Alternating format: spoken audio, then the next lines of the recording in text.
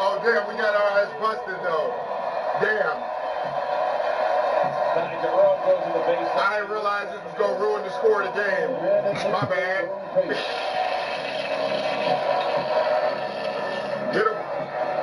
Get a ball to Brodney. Tristan Thompson hits the deck. What am I watching? Ties a roll for 3.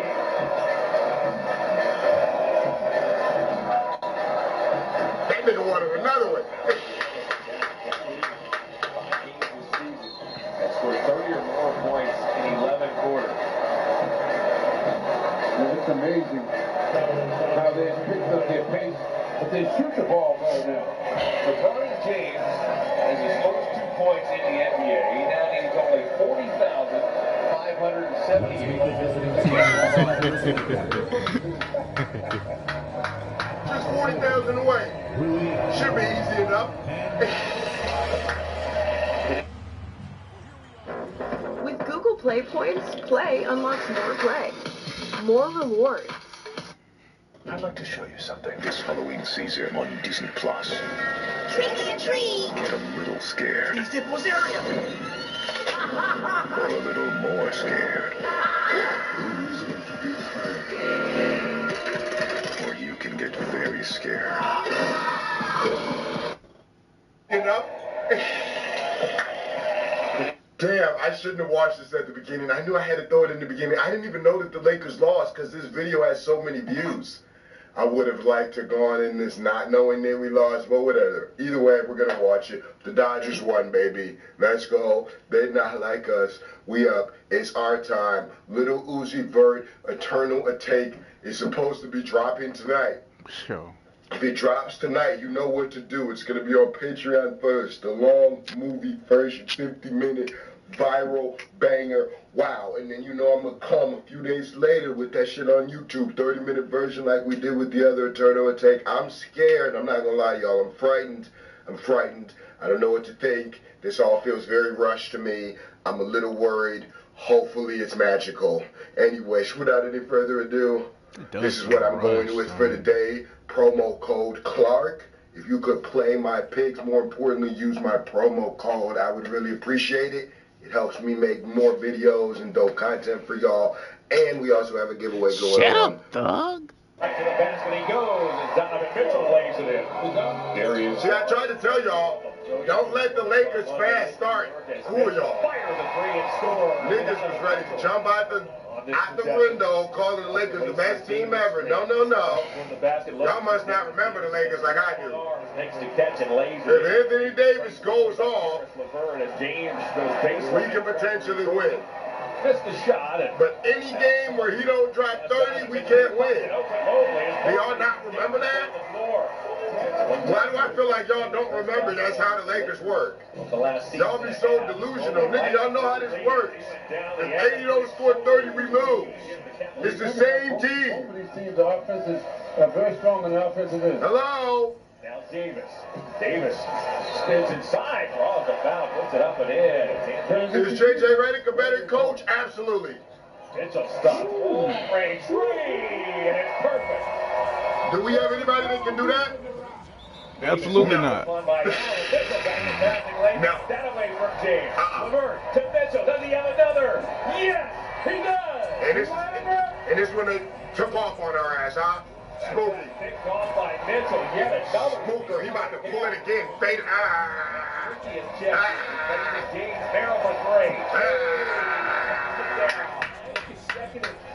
That's how you beat the Lakers, because we can't shoot no threes. That time, Davis went right. We play old man ball like that. That's what we do.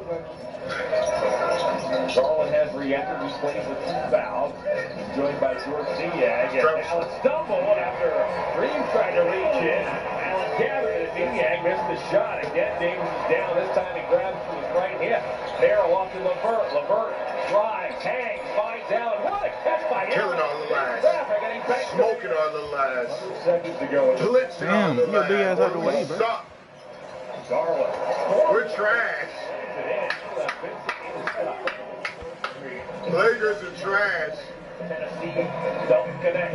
Levert for 3. All it took was a little fake, and he got you that easy game. Shooting that jumper better now. Oh, hell no. Last season he was up over 40%. Darius. You niggas just dumped us in the first quarter, and y'all want me to come in here and get excited when LeBron dropped 30 on the Kings. Y'all want me to come in and get excited when he dropped 30 on the Hawks. When he dropped 40 on the Blazers, y'all want me to come in here and get excited. And then when we play the Cavs, not even a good team.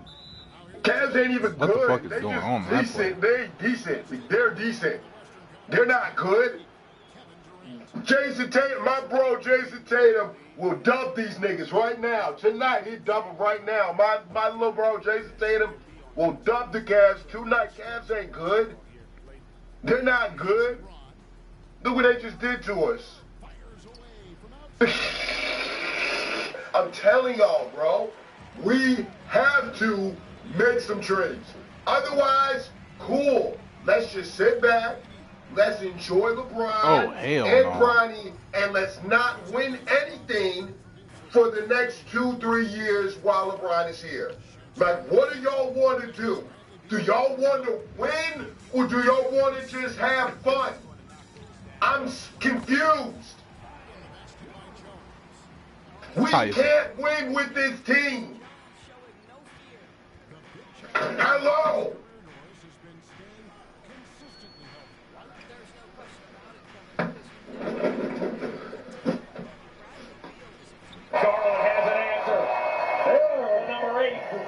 Toro has checked in. Russell just dumps it back to James. He's watched here by shorter Darius Garland. James in the elbow, pivots inside. Over teammate Hayes who dumps. This is like the people that swag bet versus the people that actually go and look at the stats and look at the numbers and the correlations and to see who has better odds and what's more likely. That's a very small percentage of people that's actually going and looking that stuff up. Most people are just swag betting, choosing whatever they feel like. It's like, nigga, are y'all trying to win or are y'all trying to have fun? I'm just trying to understand, because we can do either one. We can have fun or we can win. This right here, this is not us trying to win. This ain't us trying to win. This is us just having fun, which is cool if that's what we're doing. Was right there, and Allen may have just picked up his. I just don't want to sit here and act like Mitchell to Allen, who runs the. We haven't shot at anything. Davis is behind the we don't. His hands in the rafters. We need to switch the team around. Run down by Hachimura. We need Zach LaVine. Hachimura. We need Clint Capella. We need Walker Kessler. Nigga, we need size. We need height. We have a timeout. We need bodies. We need big bodies, boy. Goes baseline, reverses and scores. James has 12 points. Yeah, he's too close to the basket. Evan Mobley on the Cavalier bench. He's been there since early in the second with foul trouble as Mitchell looks to operate on. He's giving it to y'all last. Floats it up and floats it in. He made a tough move look easy, did Mitchell. I don't even want to watch this. I'm damn near ready to get out of here. Seconds to go. Merrill and Allen play catch up top. And they play catch in the paint.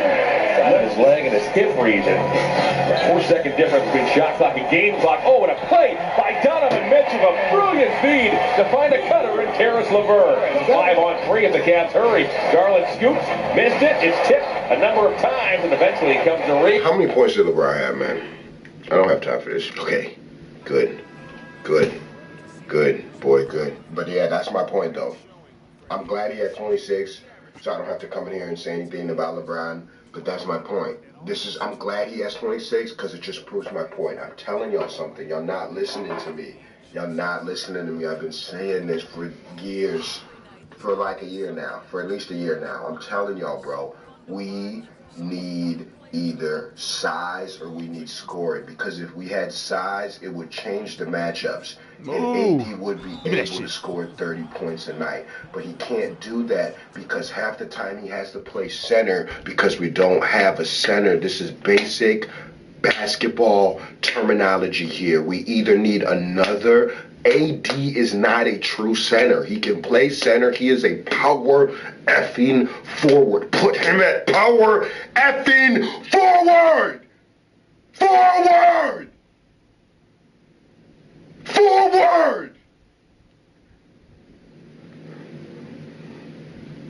If 80 doesn't score 30, we can't win. I'm telling y'all something. I don't even want to watch anymore. I'm out of here. That's it. That's all. D-Lo, you suck. Please trade D-Lo, please. Dalton Connect is going to be better than D-Lo in like a year and a half. Get D-Lo out of here. He's damn near already better than him now. Look at this. Get D-Lo out of there. Get him out of here. LeBron James. Austin, 7 points. What are you doing, bro? Rui, 8 points. Yeah, I can't even. All right, I'm out. You and Austin dick mud.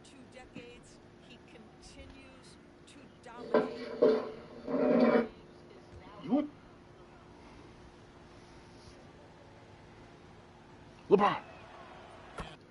Shit didn't work, bro.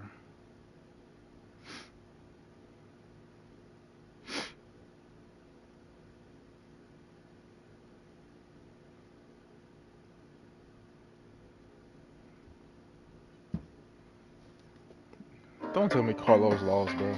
There's a multitude of different things that we do at Buick to help.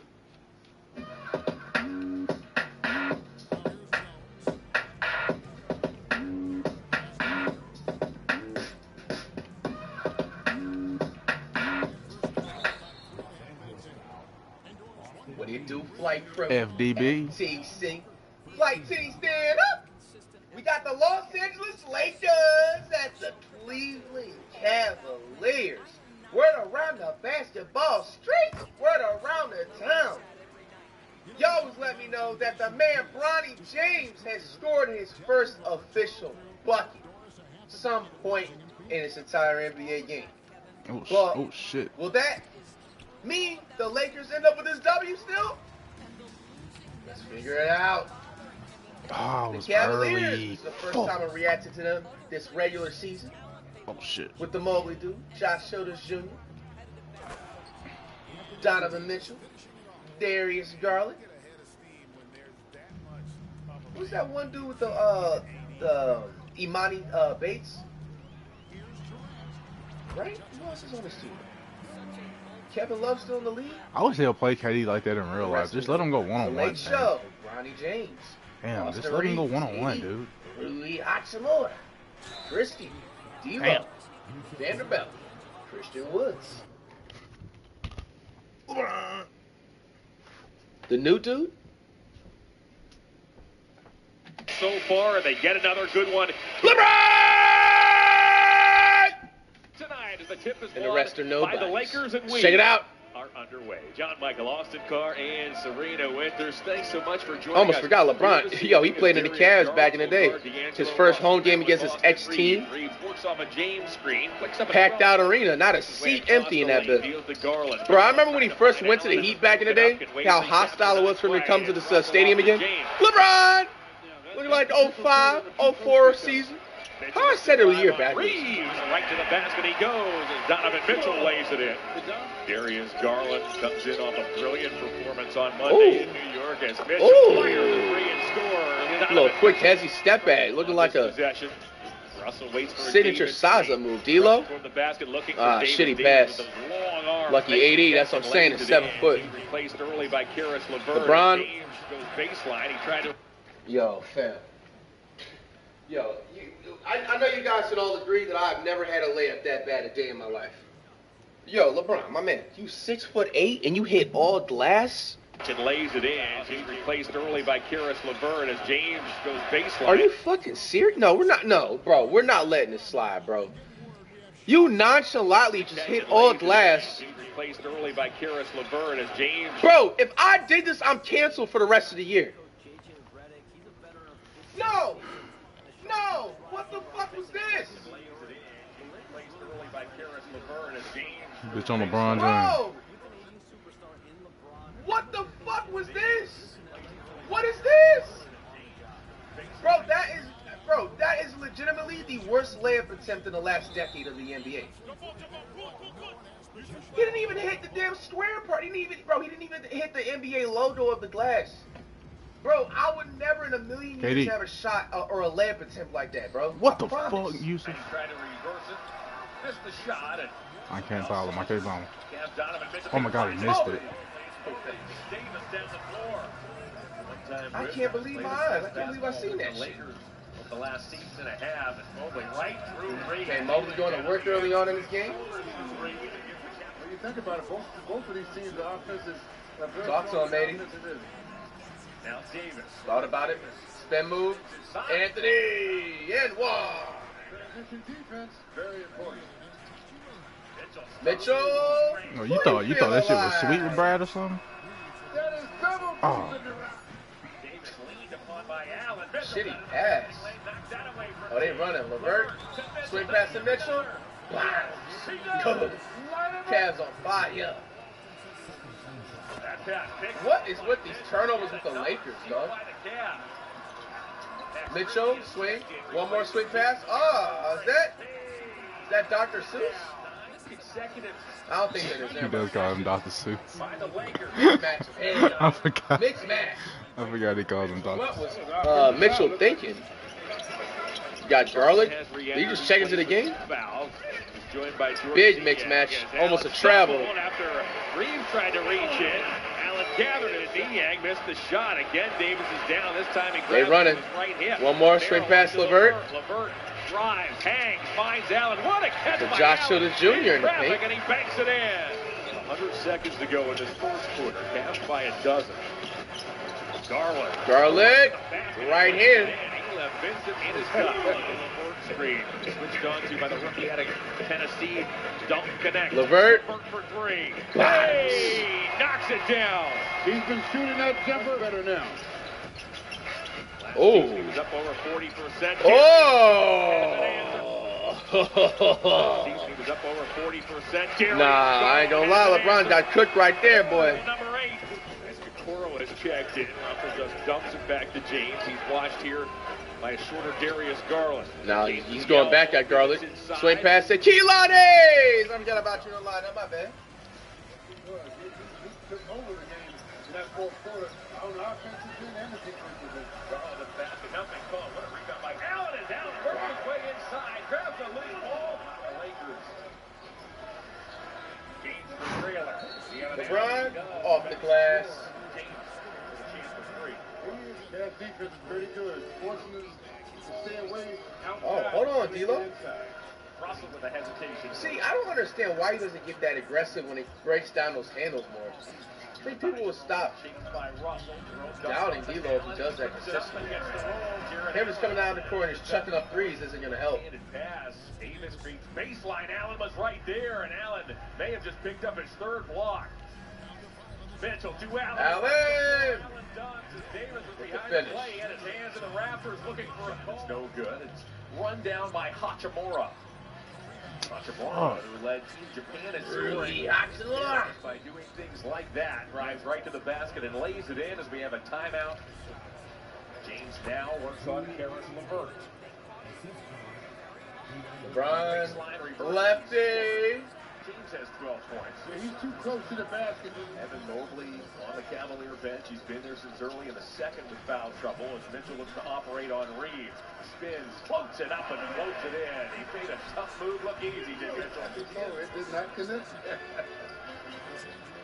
60 seconds to go. Merrill and Allen play catch up top. And they play catch in the paint. Okay, under a minute to go first half. Cavs are up by like 30 right now. Nice pass. Nice crossovers, everything.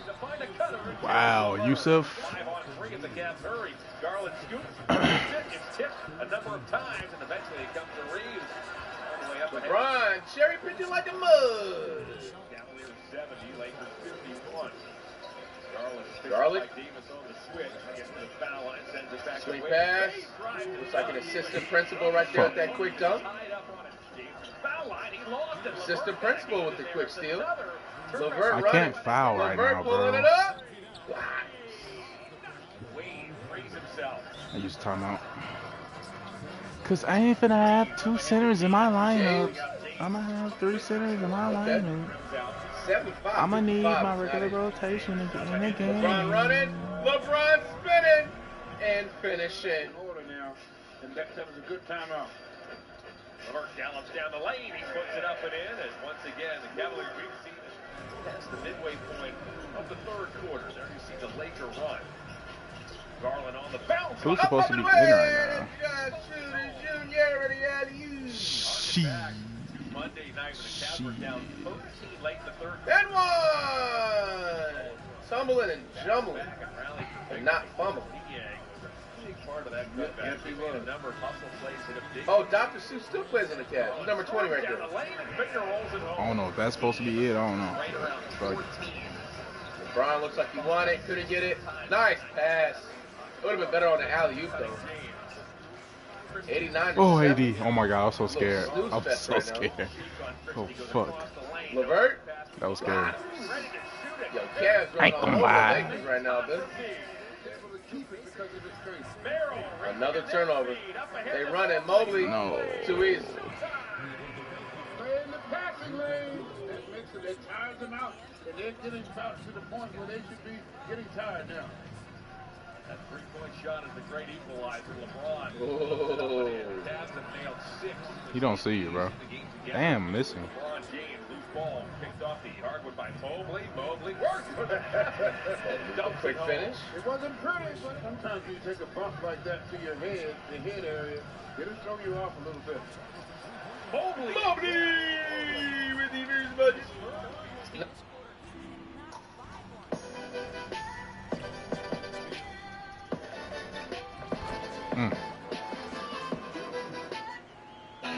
Chevy trucks with power you can count on.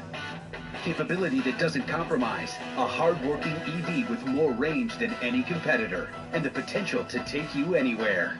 Chevrolet. Together, let's drive. Not first budget, but Hayes in the paint. official budget. You know what I meant to say. Back he goes to connect. Not his No first. fires. Dalton Connect gets it to go. Remaining for the Cavs. They look for more here, but Mobley coughs it up. Come here. Keelan Hayes running and finishing. You need to do that more. Bro, I feel like you'd be more aggressive. Oh, well, you can get that Easy rebound. Get a 17, 15 piece a game. Mitchell has 22. Connect. The new dude. And one.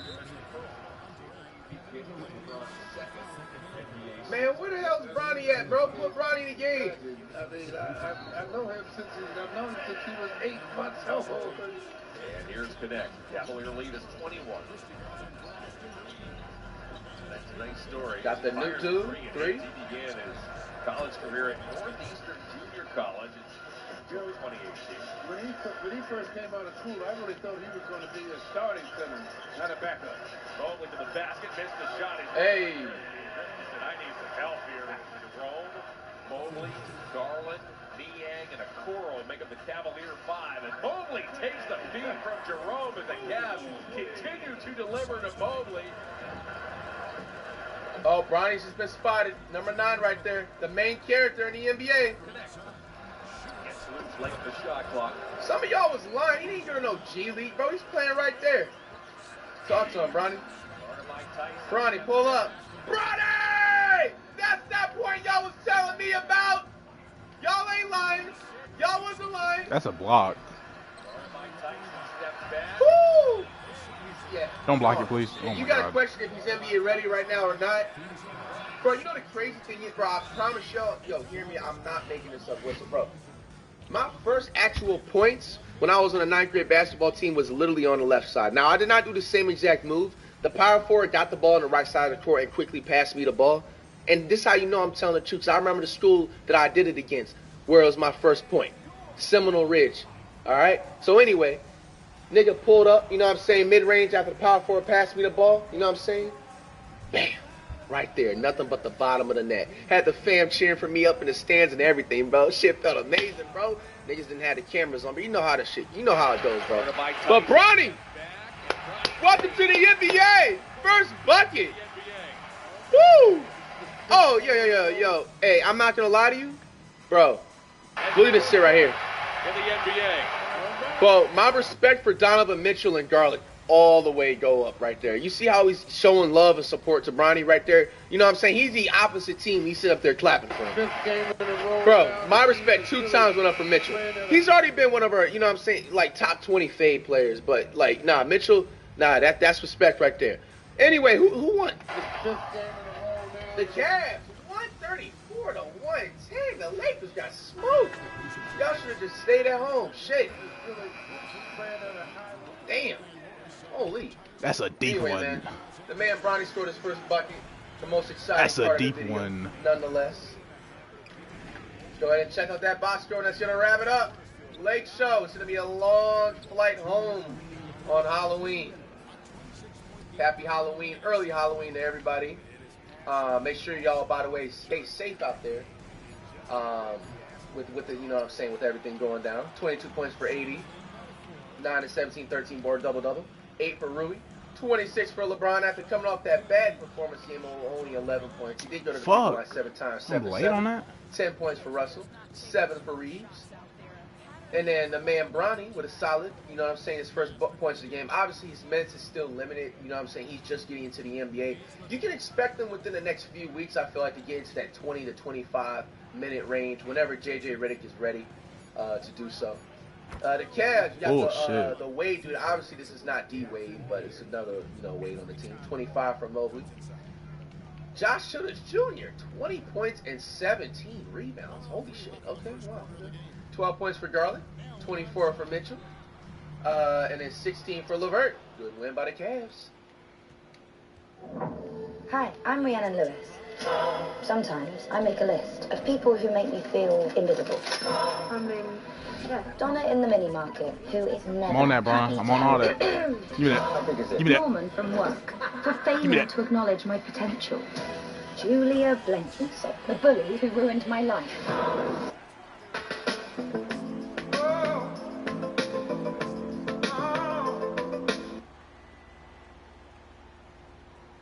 Here is one overreaction for every NBA team after the first week. Said it once, I'll say it again. Overreacting this early on is super fun. Now, I never take my overreactions too serious. I don't think anybody really should. But it's fun to look at the small sample size. Be like, oh, this team looks pretty cool. Oh, this guy looks amazing. Oh, this guy started off slow. Should we be worried? It's as long as you don't take it too seriously, it always is fun to overreact. So let's see exactly what we got today. The Atlanta Hawks sound of Jalen Johnson got the bag and followed in John Collins' footsteps alarm. No, thank you. I'm not sounding the alarm. No, thank you. I rebuke this type of energy. Jalen Johnson will not turn into what John Collins turned into. I'm just going to say a hard no. I mean, this is supposed to be overreactions, and Jalen has not started off the season very well. We can all agree there. But sometimes you just start off slow. That's all I'm saying. This is a slow start. This is one I will not accept as an overreaction. Matter of fact, you're overreacting too much. How about that? Yeah, this is too much of an overreaction. Boston Celtics. This year's championship race is already over. Even though I don't completely agree, I don't think this is much of an overreaction. Like, they are still my favorite to win it all. I think they're a lot of people's favorite to win it all. Because even last night when they got their first loss, they were down by, 18 points in the fourth quarter and came all the way back to go to overtime at least. Like, this team is really, really good. They were really, really good last year. They dominated the regular season and postseason. They're starting off their regular season dominance again. And guess what? They still don't have Kristaps Porzingis. I don't think this is much of an overreaction. If it wasn't them, then I kind of would be surprised, if I'm being honest with you. Brooklyn. Cam Thomas is about to make history. Here's every player to average over 30 points per game before the age of 24. Bob McAdoo did it twice. Oscar Robertson did it twice. You got Kareem, Rick Barry, Walt Bellamy, Will Chamberlain, Luka Doncic. Yo, this is insane. This is insane. Cam, keep getting your buckets, bro. Because one of my favorite things is those random graphics that put players in a conversation on a group that they don't really deserve. Like, can you imagine 20 years down the line? Nice. All of these dudes are Hall of Famers. This list just adds one more name, and it's Cam Thomas. You know that one graphic of Thaddeus Young being in the same conversation as LeBron and Larry Bird? That's kind of that. And listen, maybe this just means that Cam Thomas will be a Hall of Famer at the end of it. Maybe. If we overreacted, maybe. But, yeah, keep doing it, Cam. Keep killing, getting your buckets. The team looks way, way better than I even expected to start this season. Next, the Charlotte Hornets. LaMelo Ball is totally making an All-NBA team. It's not out of the realm of possibility. I think it makes it a little bit tougher for him because not only is he competing with other guards in basketball, but it's the forwards and the bigs. And these All-NBA appearances are typically on teams that are going to be in the playoffs. And though they've started off pretty good, and I have a lot of Charlotte Hornets stock, I can't say based on the first week of basketball that I'm guaranteeing that the Hornets make the postseason. But if they make the postseason, I think that's pretty legit because his averages are disgusting. There are a few players in basketball that are also averages 6 turnovers per game. He's one of them. I'm going to go on a huge rant about this soon. Why does every guard in basketball feel the need to throw a jump pass? Hell no. Did I already tell y'all how much that pisses me off? LaMelo Ball, Cade Cunningham, Tyrese Halliburton, a lot of these younger guards leave their feet to throw a pass more often than not. And a few nights ago, I was watching Cade Cunningham. Maybe I already went on this rant. Did I go on this rant already? I was watching Cade Cunningham, and he had like 3 more turnovers than he needed to because he wanted to jump before he threw the ball. And you just get stuck in the air. I may have went on this rant already. Book is doing that so much this year, bro. Zach LaVine is better than ever.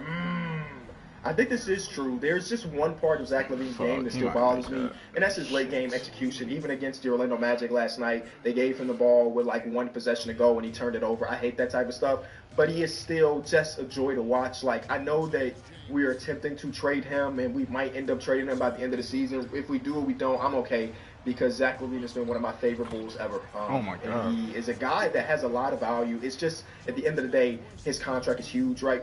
So teams aren't looking that way with the second apron, but he can create his own 3. He can catch and shoot 3s. He's an absolute flamethrower. And with the Bulls playing faster and getting a lot of 3-point shots up, Zach LaVine's number. Oh my God, Bradley and Beal. So shout out to Zach LaVine. And hey, we have an over 500 record for the first time since 2022. Cleveland Cavaliers meet the actual second best team in the Eastern Conference. I think in my prediction video, standings prediction, I had them number 3. Like, I'm obviously really, really high in the Cleveland Cavaliers, and so far they're still undefeated. Some of those games were cupcake games against bad teams, but then they followed that up with a win against the Knicks and then a win against the Lakers last night, and not even just a win against the Lakers. They dominated that Lakers team. So, pretty cool team, pretty good team, but I'm about to do a whole segment on my podcast. It drops tomorrow about the Cavs, so I don't want to get into my notes too much. Go watch that episode when it drops tomorrow. Cool. Next, we get the Dallas Mavericks meet the second best team in the Western Conference. I think this is fair. They came off a championship run, added some pieces like Klay Thompson looks phenomenal so far as a Dallas Maverick, and they're winning basketball games right now without Luka Doncic looking his greatest. Like, his shooting splits are disgusting. So, yeah, I would agree. As of right now, this is the second best team in the Western Conference, only behind OKC. Denver. What's the over? Okay, the Denver Nuggets will be a play-in team if Nikola Jokic does not win the scoring title. So far this season, we've had Jokic go for 40 against the Clippers. He went for 40. Was that 40 against is that the Raptors? Yeah. He had 40 against the Raptors. They pulled out a win in overtime, and then he had to throw 29, 16, and 15 against the Brooklyn Nets in an overtime game. It's been a struggle, but every single one of those games they needed Nikola Jokic not just to be the MVP version of himself, but be the supernova MVP version of himself, and that's gotta be tiring. And it is cool for us fans to see Jokic have to dominate these games, but nobody else in their team is adding a lot of help, except for Brody had that 20-point game a couple nights ago. So I don't think this is that crazy to think about. Oh my God, AD, just chill, I still believe they could win a bunch of games, but based on this first week, if you told me that they ended up being a play-in, it would make sense. I wouldn't bet on it, but it would make sense. Next, we get the Detroit Pistons. Detroit Pistons game should end after 3 quarters. Yes. They are the worst fourth quarter team in basketball right now. They are always in the game. Now, they did get their first win against the Philadelphia 76ers, who I can't even watch 76ers. Wow, of course he just makes a perfect pass out of that, bro. But, yeah, every single one of the games they played so far, they've either had a lead or been down by single digits going into the fourth quarter, and then they lost. But they finally got a win. So, yeah, worst fourth quarter team is never a conversation you want to be in. That's the same. Oh, wait, here we go. They are minus 28 in the fourth quarter. In the third quarter, they are plus 19. That's crazy. And something happens in the fourth quarter. But again, they won. They won last night, so it don't matter. Jonathan Kuminga should not have bet on himself. The weird thing about this, right, Steph Curry is out with this injury. Man, he's going to be missing a week or two, whatever the timeline is. Since Steph Curry's went out, Jonathan Kuminga has looked pretty good. I don't know what it is about the way Jonathan Kuminga plays and why it doesn't fit alongside Steph Curry. But with Steph Curry, he has looked awful. His minutes look dreadful on both sides of the floor. And right now, the Warriors are one of the best defensive teams in basketball, and Kuminga hurt them defensively, which is crazy. We think about the defensive tools that he has. But since Steph Curry's went out, he's looked pretty good, creating for himself, getting some – I don't know. He should not have bet on himself. It's too early to tell for me. Houston Rockets, there are too many good players in this team, and yes, this is mostly about Amen Thompson. Yeah, because, like, right now they have – or the NBA has a Rookie of the Year problem. Like, right now I guess it's Bub Carrington, averaging 10.5 points per game. And I do believe a guy like Reed Shepherd would probably be in the lead if he didn't play for the Houston Rockets, who, again, have just too many bodies. So, yeah, I could see that a little bit. It's hard to develop and also stay competitive, and that's what they're trying to do, and that hinders some young players who deserve a lot of minutes from getting a lot of minutes to develop. So I can see that. Indiana Pacers, we're seeing the 2021 Atlanta Hawks. You know what? I hated this idea before the season started because this was a heavy talking point. You know, you think about the path that the Indiana Pacers had to go to the conference finals, and many people put it on the same playing field as Atlanta. And I pushed back on that because I think overall the Indiana Pacers have significantly more talent Lakers on their guards roster suck, than what bro. the Atlanta Hawks did, especially when you consider John Collins has fallen On off defense after that season. But now it's not that crazy. Just because Tyrese still hasn't looked like the best version of himself. The identity that they built for themselves is being this fast-paced, offensive-oriented team is kind of dying through the first week of the season, which is crazy. Before last night, they were in the bottom 10 in pace. And again, a lot of these advanced stats don't matter because it's such a small sample size. Like after one game, they went from like 21st to 12th after that Boston Celtics game. But their identity is up in the air, and that was the last concern I had about the Pacers going into the season because I thought they had tackled that. So it's not that crazy to think about them being this version of the 2021 Hawks, but I'll hold off on that just a little bit. Clippers, Zubac is going to win Most Improved Player. I mean, I don't know if he put up a stinker last night. I think it was 6 points or something like that.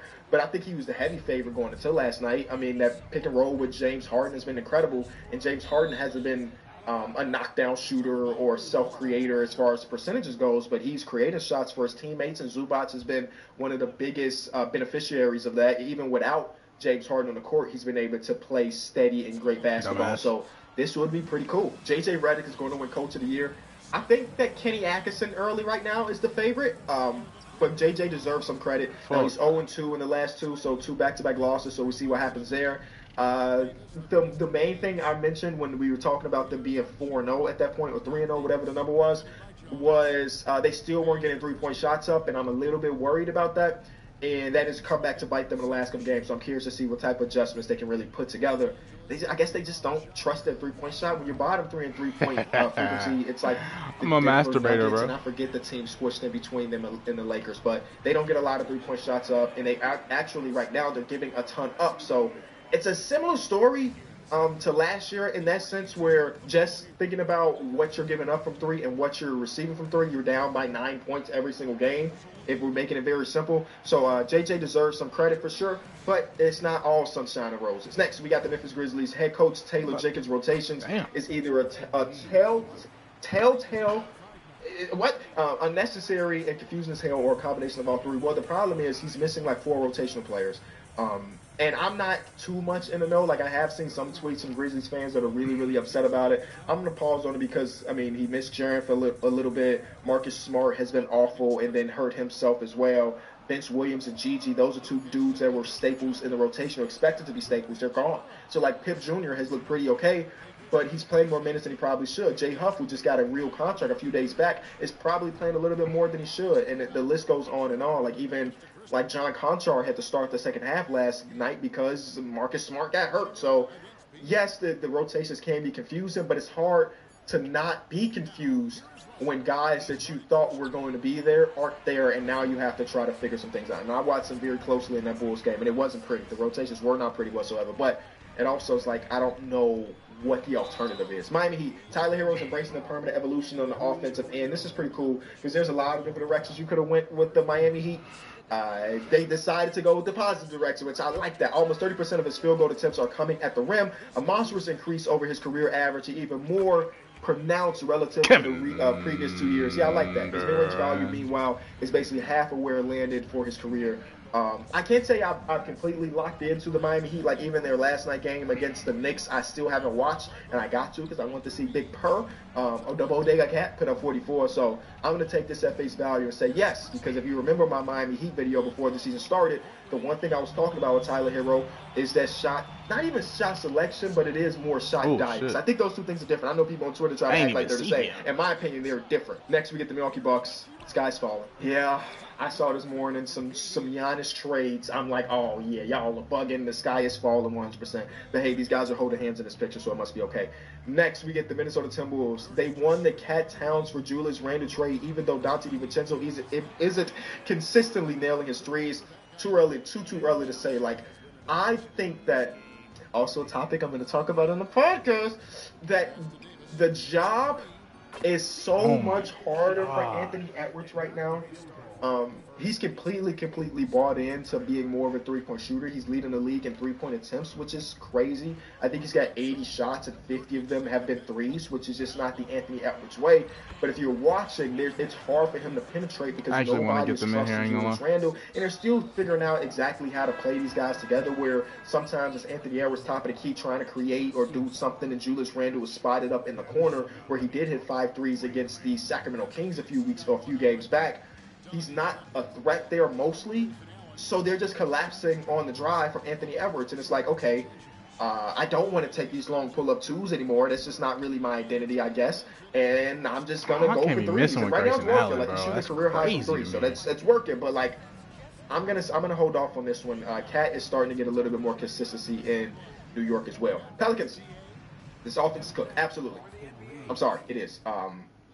It's just, I've watched them the previous nights, both against the Golden State Warriors. Game number 1, Zion Williamson looked as dominant as ever.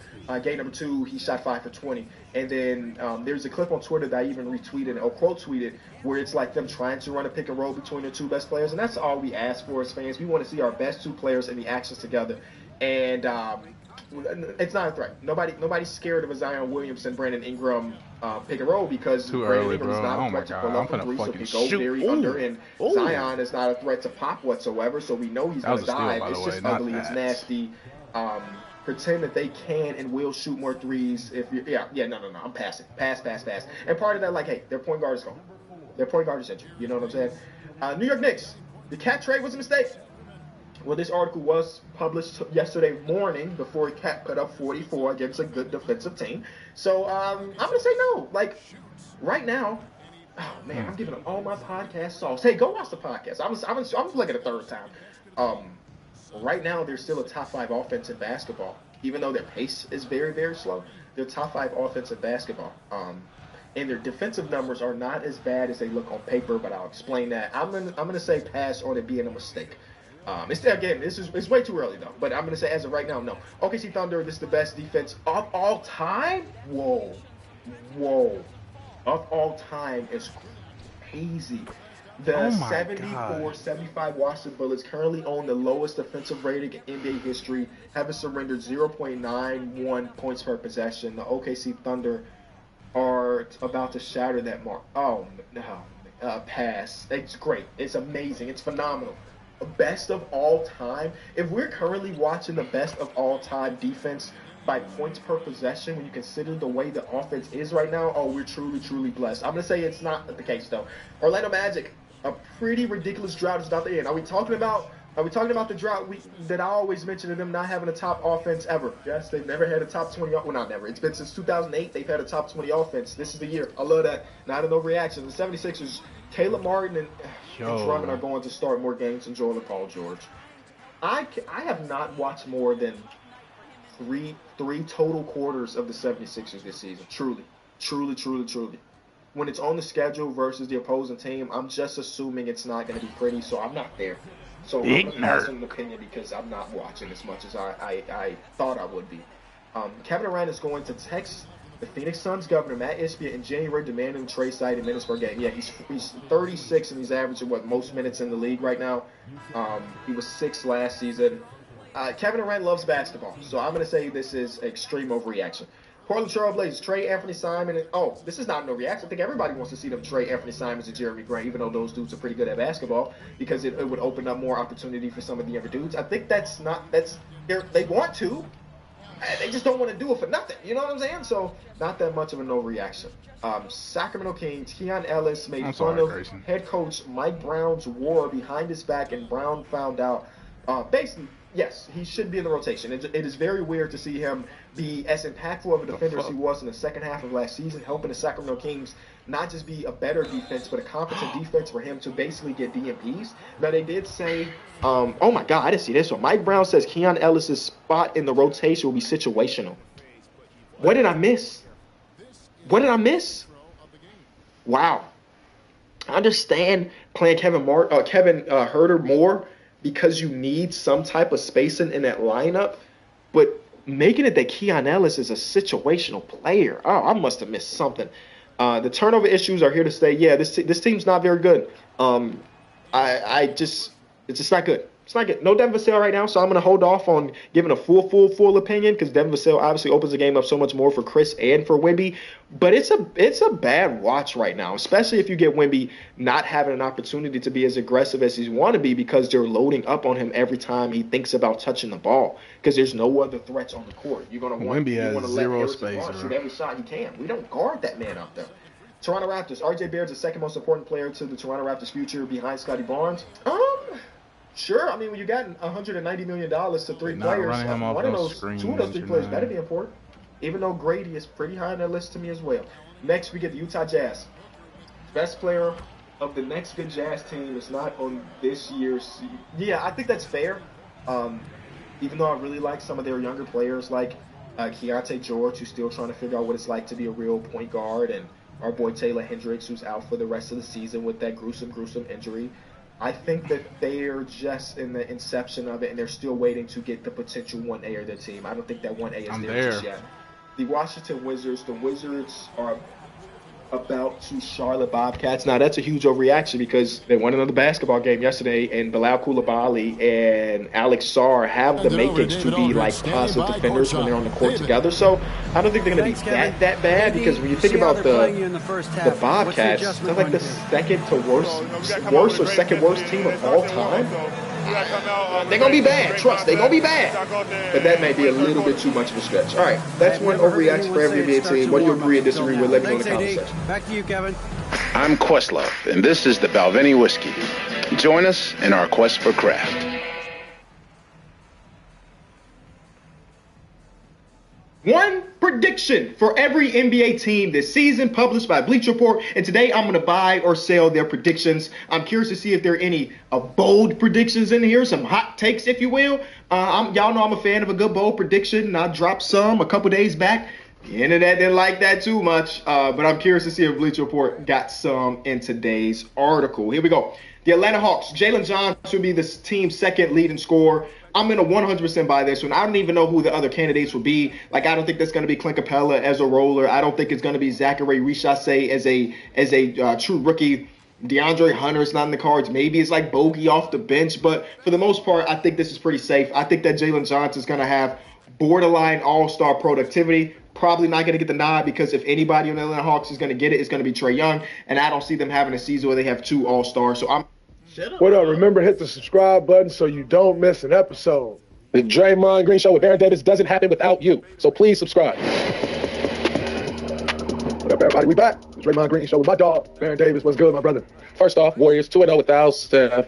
And then the second game versus the Pels, you, my friend, stepped it up. You made 3 threes, 3 for 5. You ended with a game high and a season high. Well, you ended with a season high. 14 points, 5 blocks, damn, 4 rebounds. You know what I mean? Assists, 5 assists, all around. You know what I mean? Vintage, Draymond. What changed in your approach for the game? I just wanted to come out more aggressive, man. I felt like I started off aggressive last game and took a couple threes in the beginning of the game. And then I kind of let that aggressiveness go. And so I just wanted to make sure I come out with that mindset, knowing that they're not necessarily daring me to shoot, but, it's there. And just raising up. And then also with Steph being out, the first good look you get on the possession may be the best look you get on the possession. Whereas opposed to with Steph, I think they fixed it, the first good look you on the possession is usually not the best look for the possession. And so just kind of changing that mindset. And then Zion got at me last night, So, he played well last night, so I wanted to come back and bounce back, and have a great game and make sure we took care of home court. Yeah, it seemed like rhythm. Right, I like the volume, you know what I mean? 5 for 11 shots. Like, I think in this stretch, you just got to, get shots up, you know what I mean? Because you're going to make shots. That was a fucking steal, in the bro. game. Okay, I'm going to get, my 11, 12 shots a game. We'll try to get to the line 3, 4, 5 times a game. You know what I mean? Once you, you in that mode, even when Steph come back, that's just, man, that's that other dynamic again. You feel what I'm saying? But the defense, bro, defensive player of the year. Come on. I'm telling you, let's man, make that case. I'm locked in on it, bro. I That's missed my that. goal, man. You know, going into or just living through this offseason. Well, number one, to see my name not on the defensive team bro. last year pissed me off. No, I know I wasn't eligible because of the amount of games that I missed, but it pissed me off, and I want to continue to build on what I hope ultimately ends up being a Hall of Fame career. And, what? You know, the more accolades you can stack up, the better. Is that a and question? So for me personally, that is a goal of mine coming into this year. You know, I've heard all the talk about Chet on the defensive end and Wemby on the defensive end.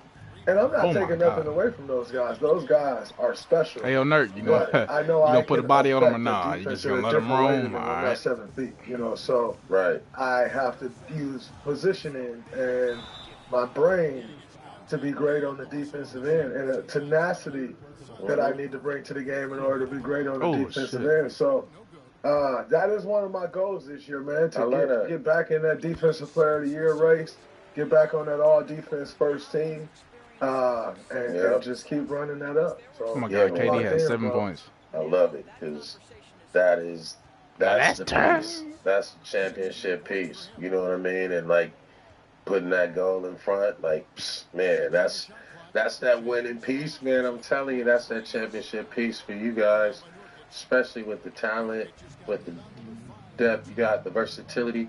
Like, you adopting that role and going after that and still being aggressive on the offensive end because, you know, offensive rebounds, defensive rebounds, the way you are, your playmaking ability on offense and defense, I think you got to be thinking offense too. You know what I mean? Because defensive player of the year, you got to also show that, you know, I can score against these dudes, or we can make their best defender look vulnerable. 100%, and that's the goal. You know, when you're going into these games, you want to make their best defensive player look vulnerable because if you can make their best defensive player look vulnerable, everybody. His name is Devin Armani Booker. Happen, you know, so that's always got to be the goal for us. And you're right, I have to keep that same level of aggression on both sides of the floor, which is going to be a goal of mine. And it's a mindset. Time to crank it up, bro. So I just got to make sure I stay in that mindset. But I will. You know, I found They gonna start making bullshit though, bro. I know I found that love again this summer for competing and goal setting and reaching these goals. You know what I'm saying? Like, year 13, first I'm looking at it like, man, I probably got a year left or 2, you know what I'm saying, and I'm out. And then I'm like, why are you looking at the game of basketball that way? Like, lock in, be as good as you can be. Live in That's the been moment. the goal the whole, absolutely. And so that's where I'm at with it, man. I'm locked in. I got these goals that I set. We got these team goals, and I feel like I can reach all of them, and we can reach all of them. So that's the goal. That's what's pushing me every day, bro. I like that. Stay in the moment, bro. Stay in the moment. That's it. We ain't thinking about nothing else but this moment and this defensive player of the year, man. I'm on that. I thought I was on that. Defensive player of the year, man. They finna start making bullshit now. It's all cool. DraftKings is offering $1 million a day in bonus bets for the first 10 days of the NBA season. What? That's $10 million in bonus bets. Here's how to shoot your shot. Opt in, get a daily NBA profit boost token. You pick a pregame NBA player prop to boost. Shut up, dog. And a coach who says fighting should come back to the NBA. Ooh. Okay. With that. What the fuck? Went through from fighting, you missed me with that. At halftime of Tuesday's game against the Pelicans, you challenged the guys. What did you say to inspire the team to perform differently in the second half? That's good defense. Well, I just told them, you know, when we picked up our force on the defensive end, they started to look like a completely different team. And I reminded them last year when we played this team was up 20 points on us. And we started to lock in. And once we locked in, we were down 20 points and we ended up winning the game by 15 points. I reminded them of that. I said, hey, here it is. What are you? We were down 20 points. We picked up our defensive intensity. We're up 4. If we go back out of this locker room with that same defensive intensity that we started playing with in the second quarter, we'll win this game by 20 points. We fell a little short of that. We won the game by 18 points, but, you know, guys came out locked in, accepting those challenges defensively. And although Zion had a big game, although B.I. had a big game, I think, if I'm not mistaken, they were the only 2 guys on the first night of the back-to-back in double digits.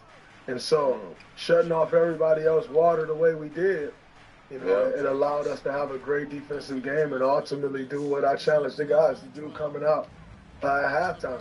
Oh, I should have alley-ooped That had it. to happen, dude. Give me that. And then before the first game against the Pelicans, it was announced by Sham that Kuminga was benched.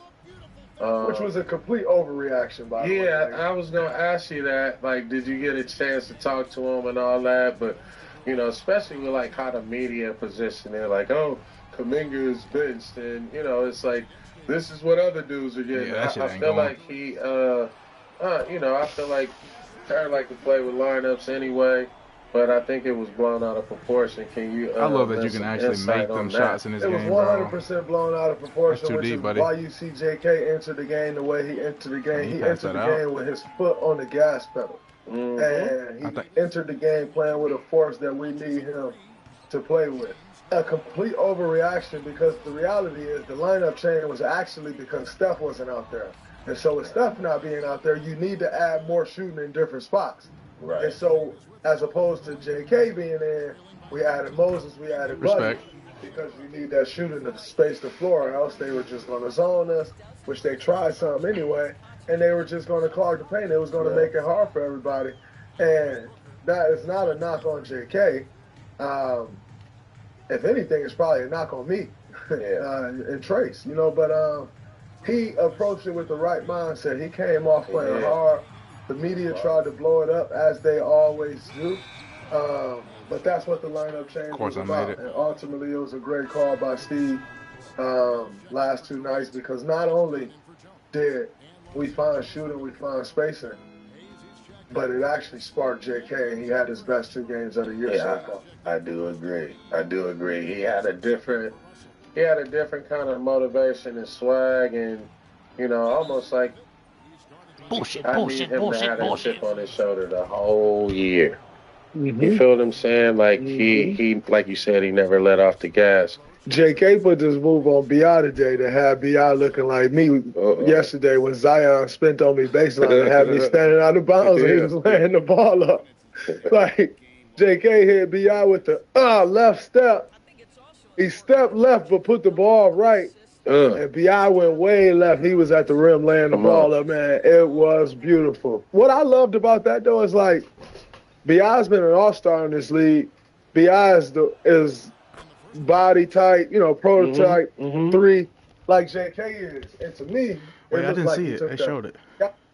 Move on B.I. today.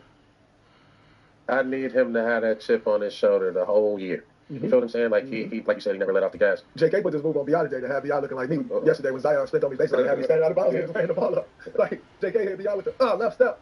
He stepped left but put the ball right. And B.I. went way left. He was at the rim laying the ball up, man. It was beautiful. What I loved about that, though, is like, B.I.'s been an all-star in this league. B.I. is body type, you know, prototype 3, like J.K. is. And to me, it looked like he took that personal. And when he put that move on B.I. Yeah. It's like, yo, it was almost like, I can do this too. You know what I mean? Exactly. Like, I'm here too. That says a lot, bro. Especially like you going at somebody that is your prototype. You know what I mean? That's, you know, like you get a move off like that on a dude like B.I. You know what I mean? In a game like that, like he pulled that. Oh my God! Take your confidence to the roof. You know what I'm saying? Who was the guy for you when you came in the league, where you was young and you looking like, okay, that's who y'all saying is the guy I need to go at him? Because for me, it was actually Blake. It was Blake and LaMarcus Aldridge, where I'm coming in and they like, yo, these are the top 2 power forwards in the league. And I'm like, oh, I'm locking them up. Like, I'm at their net. Who was the guy for you like that? Because I saw that out of J.K. tonight. I think for me it was Jason Kidd. You know, you had Jason Kidd, you had Marbury, you had Steve Nash, Gary Payton when I first got in, and then I don't know why you left him, but you did it though. The scary thing was everybody else. Rod Strickland, Nick Van Exel, Sam Cassell. Yes. You know what I mean? Yes, Brian. And then dudes in my class, Andre Miller. You know what I mean? But it was really like Jason Kidd was like, he was that dude. You know what I mean? See, that's what I'm talking about. They gonna bail him out and shit like that. They were like the guards cool, in the though. East. You know, when I was coming up. And so it was like you have to go and make your name, you know, against those dudes. So that was kind of like, you know, when I came into the league, that was my target. It was like, man, if I can get Jason Kidd respect, you know, and he gonna have to pay attention to me, like, you know, I know I'm here. You know what I'm saying? That part. No, I definitely feel that, man. And so you felt like it was Blake for you and LaMarcus Aldridge? He just, I ain't gonna lie, he just. Like, those were the two power forwards that everybody was talking about was the best. And obviously, you didn't have, like, Zebo. Yeah. You know, when I came in the league, Timmy D was still in the league. He was aging. You know, he had a couple more years left. Dirk was still going, but, you know, they were on their back nine. You know what I'm saying? So the two younger guys that everybody was talking about was Blake and LaMarcus, and they was in our Blake's in our division, LaMarcus in our conference. We playing those guys, you know, 4 times a year, every time we play them. And so at that time, you know, I got the moniker that I'm too small on me. You know, I got that tag on me that I'm too small. So every time I see these guys, I'm locked in. I'm biting my bottom lip. I'm trying to go at these boys. And that's, you know, that's how ultimately you make your name in this league. You got to go at the guys that's the ones. Absolutely. I mean, you want to be able to walk in the room and people know who you are and gain that respect. 1,000%. And it's almost better for dudes to like not really like you. Mm-hmm. You know what I'm saying? Exactly. Especially them ones. You know, it's like if you walk in the room and they don't really like you, and you know why? It's like, nah, you ain't do what you were supposed to. You know, when we locked up, right? Or our matchup, like I won the matchup. You know what I'm saying? Exactly. So that was my mindset, bro. When I came in talking crazy to everybody. I'm talking crazy to Bron. I'm talking crazy to KD. And like Russ, and ultimately KD and Russ, they used to hate it, man. They'll go at you crazy and talk bad to you. And ultimately, you know, first they start talking bad, like, who are you, man? You and this, you know. And then you start to gain their respect. And I remember I was on the USA Select team. I don't care, and the respect that KD and Russ showed Maybe I me should. Walking, I was like, A, I felt good. You know what I'm saying? But B, it gave me confidence. Like, oh, they notice me. They respect me. They're speaking to me. Like, you want that. You want that. That validation from the guys that you know the guys. And like when they was giving me that validation, that's what made me feel like, yo, I could keep taking this next step because these guys are starting to respect me.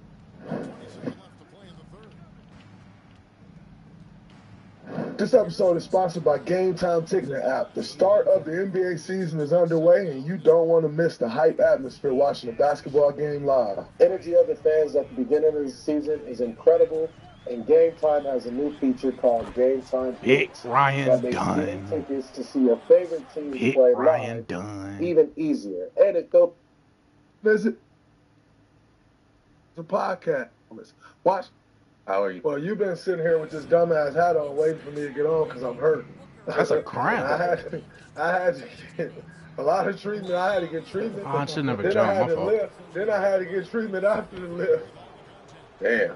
Hey, that's a big boy, man. He's fast. He's strong. I tell people about Zion. He ain't just strong. He's powerful, man.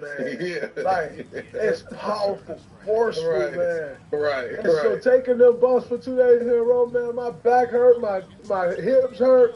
Bro, I could have shot that. In front of a dude like that is crazy. Yep, you found me. Hurt, I don't give a fuck. But you know what? It was good to get that first back-to-back under my belt. Yep. You know, play well in it, get both games. you know, there's a confidence that comes with that. Like you playing that first back-to-back, especially, you know, as you get older in this league, and to remind yourself, like, yo, I can still do that. You know what I'm saying? Right. Like I can still do that at a high level. So, you know, I feel good. That I was That shit able is to not play sweet, as well bro. as I did in both games. I don't know if you But think it's sweet or something. I'm happy we got the day off tomorrow. Because Hey, day off is always great. But you know what? Usually, like on the second game of the back-to-back, for some strange reason, like you feel good. Like you're like, man, I feel better than I did the first game, right? Yes, that's crazy. Yes. I actually did. You go out there because it's a mind thing as well. So you go out there and it's kind of like tiptoeing around. You kind of do something, you're like, all right, I can do that. I can tiptoe around something. Like, all right, I can do that before you know it. I'm like, all right, I got it, man. Like, I got it tonight. I'm ready to go. It's very weird like that. Because it happens that way sometimes. Fuck out of here. And then mentally, I think you just lock in differently, knowing like, bro, I can't let the back-to-back beat it. Right. That's it's more. It's mental, right? I would say it's more like the mindset because you almost like in a survival mode on the back-to-back. You know 1,000%. Like, let me get through it. And then you get to a point where you like, no, let's go. Like, I got it. Like, we could. But initially, mentally, you're like, man, I just got to get through this. Like, and you count down and you're looking at the clock and you're like, all right, 1 quarter down. Right. Who do I want? Yeah, we close. Eventually, hopefully, you reach that point to where you forget about it and you just in the game. You know what I'm saying? And that happened to me tonight. First quarter, I was like, all right, I'm filling it out. Second quarter, I'm like, it's go time. I got it. I'm all right. Yeah, you feel comfortable. Yeah, and it's almost like just a trust. And up next, you got a 5-game road trip. Mm-hmm. So no load management for you. And so this got me thinking about how long the season is, how long it's about to be for you. You know what I mean? You're in year 13. So before you go on this long 5-game road trip, I ordered you something from Amazon yesterday, my brother. That's this box. For several hours. But I got the right one for you. Oh! That's good defense. I need this right now. Come on. Play my backfield. I got you covered. You know what I mean? We ain't on the load management. I need that right now. Oh, man, I got you covered. You know what I'm saying? I appreciate that, my brother. Hey, see? There go that experience kicking in. You know, these old dudes ain't had these when they was playing. Man. I appreciate you, man. You just know, most old dudes like you would hate it not give me this because you want me to feel like y'all used to feel. No, I appreciate not at you, all, old bro. man. Yeah. They're going to be calling you Unc in a minute. They're going to be calling you, they call you Big, hey, once they start calling you Big Homie, somebody going to come in the league and be like, what's up, Unc? Big homie, OG. Somebody actually has called me uncle already. Bro, you got the young fellas come up to you like, man, I watched you growing up, bro. Hey, like, bro, that's sick. It's like, yo, what is this, man? This is crazy. I'm going to tell you a funny story. So, when JK first got here, Kuminga, and like, one thing about Kuminga I learned is you have to earn, like, his trust, his respect, like, he ain't coming in like, yo, you did this. Like, you have to earn the relationship with him. And it's great. I respect it. When he first got here, his rookie year, he would just walk past me. And every time he walked past me, he would laugh. He just started laughing. Like, every time he snickered. He walked past me. Every time he look at me, walk past me.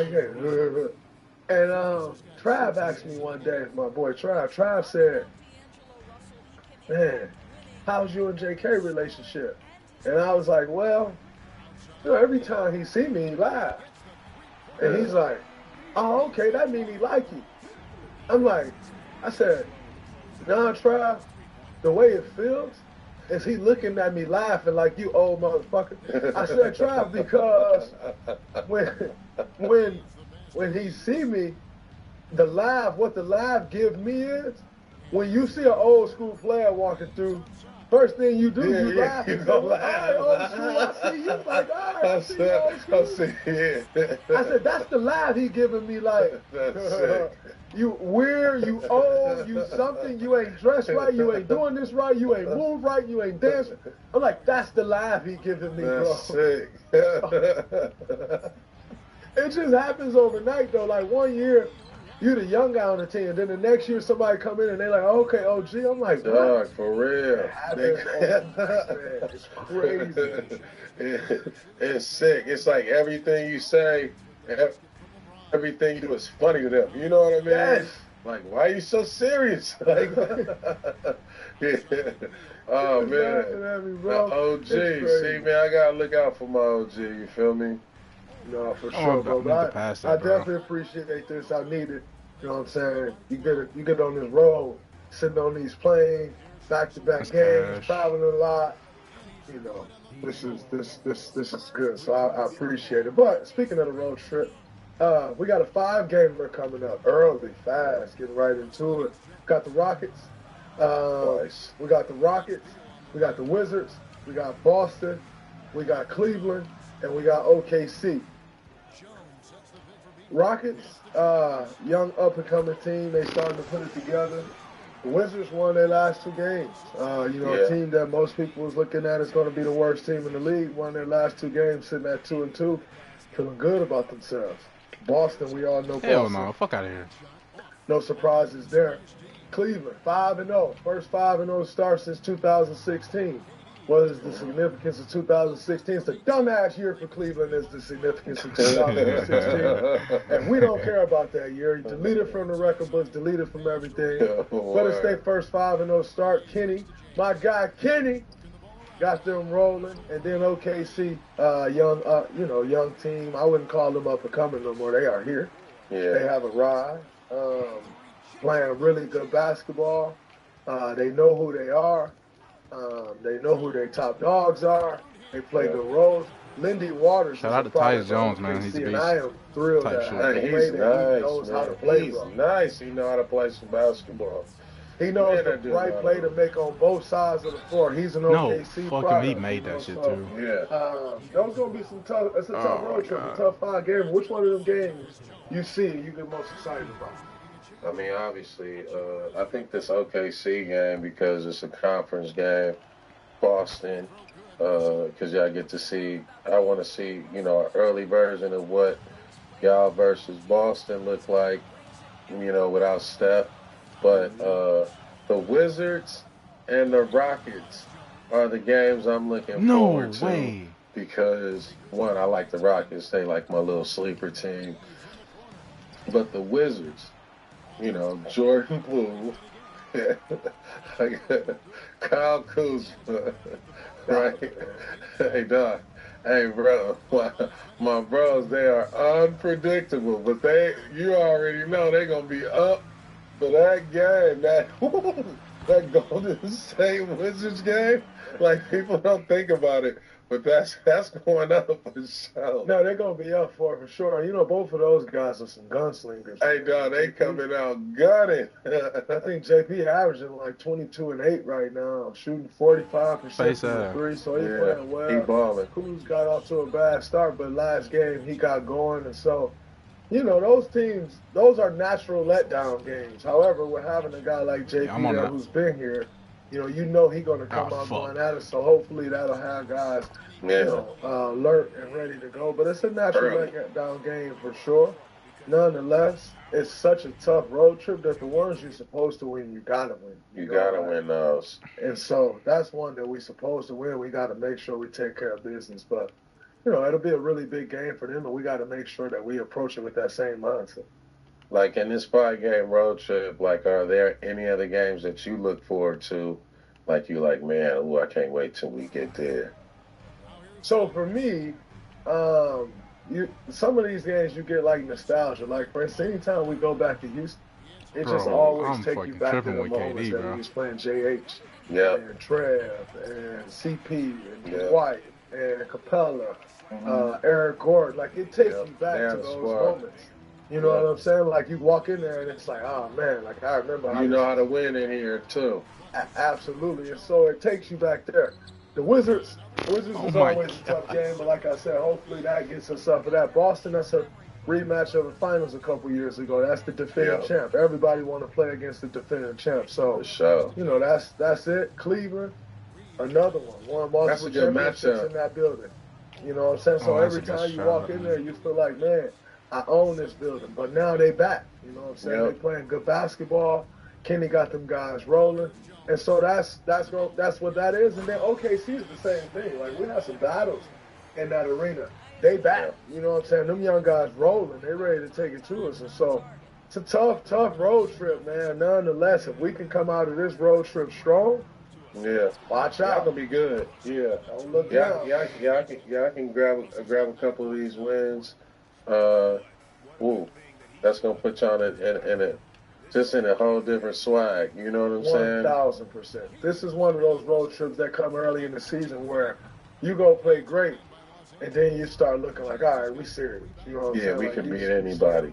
You start to have a certain level of confidence where you're like, all right, like, this ain't no fluke. Like, we can for real put this together. So I like this road trip for us. Like I said, it's coming fast. Came up fast on us, but I like where we at, and I like, you know, this is an opportunity for us. I always say the earlier the better, too, because it give you a chance to, like, do some team bonding, right, to be stuck in the city together, go eat, you know, have a day off, you know what I'm saying? For sure. Let your guard down somewhere else where you're not going home, right? Yeah. Like, you're in the hotel, everybody there, okay, what we doing? We going to dinner.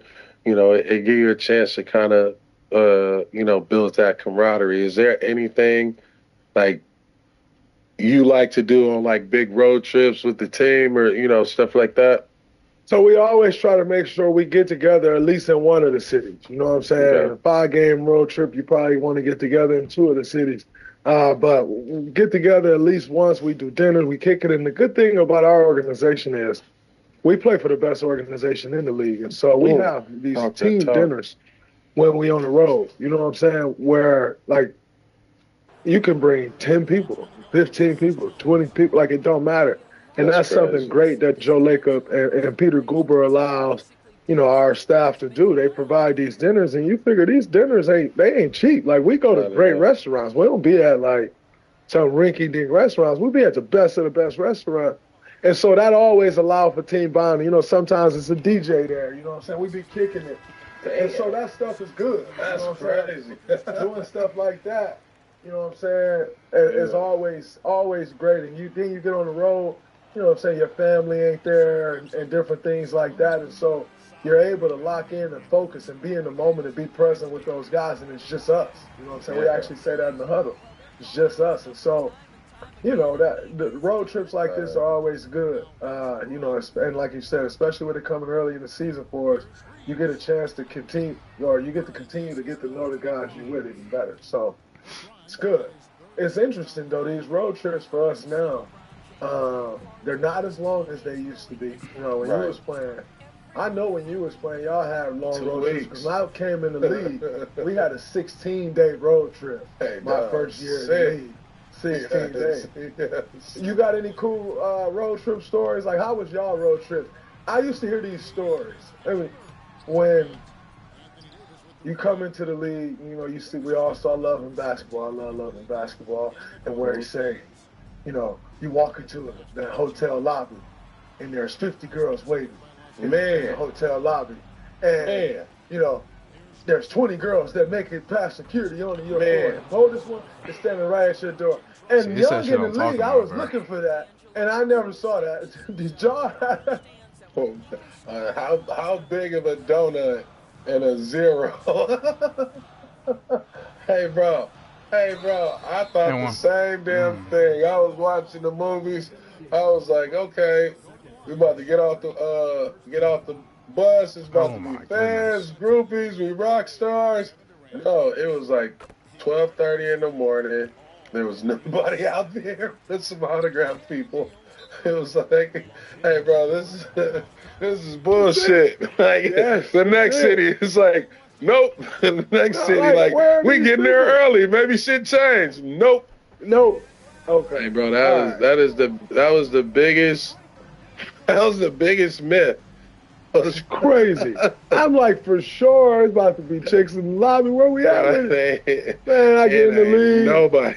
First couple years in the league, I'm just thirsty, scouring around the lobby. Bro, nobody there. Nobody, bro. Room service. This is crazy. Watch a movie. Go to sleep. And go to sleep. This is it. It ain't nobody around. And you like it. Come on, dude. You in Pontiac, Detroit. You know what I mean? You're in Milwaukee. You're in Indiana. You know what I'm saying? What you're not going to do, though, is disrespect. Going to play the Pistons. No, I'm saying you stay in Pontiac. You're not staying in Detroit. Well, you used to stay in Birmingham. Birmingham. At the Townsend. Shout out DDG. It's an amazing hotel. Nice little village. Go to the movies. Go to the little restaurant. They got a couple spots. Pontiac made DDG. Townsend was great. Great rooms. Sleep all day. It's snowing. Leo's Coney Island a block away. Hey, dog, you remember E-Rob, Eddie Robinson? Yeah, absolutely. Okay, so E-Rob, yeah, that's my dog. E-Rob, Eddie Robinson. You must thought that shit was sweet or something. When he was in Detroit, he had this band. Right, and when he was a rookie, he had it was like a Motorola van on like gold dates. You feel what I'm saying? Like, you know, like I was like, man, that shit hard. So look, bro, we get to. You lied to him. You the part of the problem. No, that shit was, that was like back in the day. You had your gold rims, but he had like the camper van. Like I don't know, like. He was one of the first dudes with like the stage, not a stagecoach, but whatever that shit was, it was a van. Mm-hmm. But it was roomy, bucket seats, all that shit. So I'm like, hey, bro, he was like, yo, you can use the car. I was like, man, I want to go to the mall. Let me use your car, go to the mall, I want to catch a cab. He was like, man, you can use the car, but you can't make no left turns. What? What? He said the left turn was broke. I said, man, get that shit to me anyway. I was hitting rights, bro. I was hitting like 12 rights. Hey, I was scared as shit. Crazy. Hey, dog, I was scared as shit. In Detroit. I was flying. Man, you could not make a left turn. The fact that you actually decided to still drive that car, I got to question you. It's mad. For real. Flagrant. Hey, the shit didn't turn. Like, if you tried to turn it left, that shit wasn't that you fuck it and make another right turn. That's crazy. Shout out to E-Rob. Shout out to one of the best athletes I ever played with, E-Rob. That was my dog. We was rookies together. I never forget that shit, though. Hey, speaking of athletes, let's move around this league a little bit. We must have a conversation about the number one pick in the 2024 draft. Zach Rischer talks about his situation during training camp. And he says, I quote, back in damn, I hate that bitch. I was super athletic. And now I'm just athletic. I'm just a regular dude. Uh-oh. If you are to let off, how alarming is that statement? Uh-oh. This man already think he's regular. He's the number one pick. Uh-oh. 5 games in. To David Aldridge from the sideline for an interview with our player of the game. Hey, David. Thanks very much, Brad. Every defensive wrinkle they could think of, they threw at you tonight, the doubles, the traps, but I know that's nothing new for you. That is, yeah, for sure. That's it's only going to get tougher. But I'm confident in myself and my game, so the more the merrier. Maybe they'll play the tougher team you next time. Even if you Congrats on the win, man. Back to you. You cannot say that, bro. Anthony Richardson, if you are tired and you took yourself out because you're tired, say, I felt tighter right here. Yeah, like I felt, a little knick-knack or something. What are you doing? If you believe that lie, because that to me just shows a level of confidence that you don't have, a level of dog that you don't have. You ain't gonna persevere out of it. Exactly. So you're gonna be a regular dude, and quite frankly, if I'm being honest with you, being a regular dude as the #1 pick in the NBA ain't okay. You can't be regular. Nobody gonna let you be regular. So my man, you better figure out how to stand out, and you better do it fast. Yeah, it's just, bro, it's just a testament to, like, you see these kids and they playing against competition, and the competition that they play against may be a little older, less athletic, and so, when you're young, you feel like, man, I'm a superhero, and then when you get to that level, right, it's people like Jonathan Kuminga, you know what I mean? Yep. People like, my boy Shaden Sharp, you know what I mean? You looking at dudes like, and then you got Jalen Johnson on your team. Yep. So you like, damn, like, but it shouldn't be about just your athleticism, and you should never say you're regular. Yes. You never want to be regular, bro. You didn't come here regular. You wasn't the number. If you figured out that you was regular, like, then you should say, hey, man, I want to resend my contract. You know what I mean? And send me back to France. Bro. We can't be doing no regular shit. What is regular? I'm a regular dude. What is regular? That don't even make sense, right? I ain't never met an NBA dude that thought that he was a regular dude.